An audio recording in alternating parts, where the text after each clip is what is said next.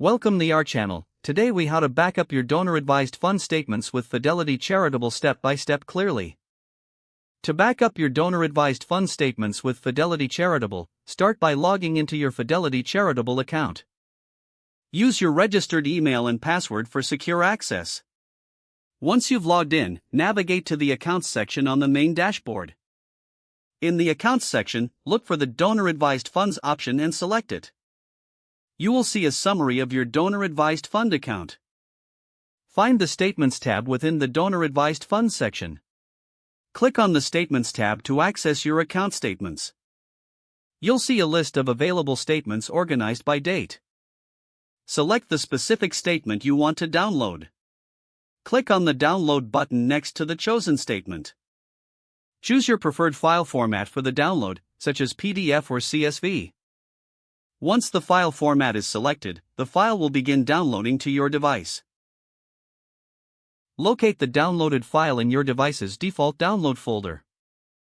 Consider creating a dedicated folder for all donor-advised fund statements for easy access. If needed, repeat the process for any additional statements you wish to download. Remember to regularly back up your statements to keep your records up to date. After downloading, verify that the files are complete and readable. Now your donor-advised fund statements are securely backed up for future reference.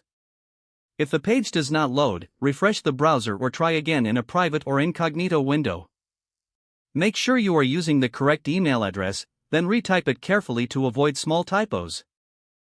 If your password is not accepted, use the reset option and create a new strong password you can remember. Check your spam folder for verification or security emails, then complete any requested confirmation steps. Enable two-factor authentication if available to improve account security and reduce unauthorized access risk. After signing in, review your profile details so your contact information and settings are accurate and current. If you see an error message, note it down and try again after restarting your device and internet connection. Log out when you finish, especially on shared devices, to keep your account and payment information secure. If the page does not load, refresh the browser or try again in a private or incognito window. Make sure you are using the correct email address, then retype it carefully to avoid small typos. Don't forget to like this video and subscribe to our channel for more step-by-step tech guides.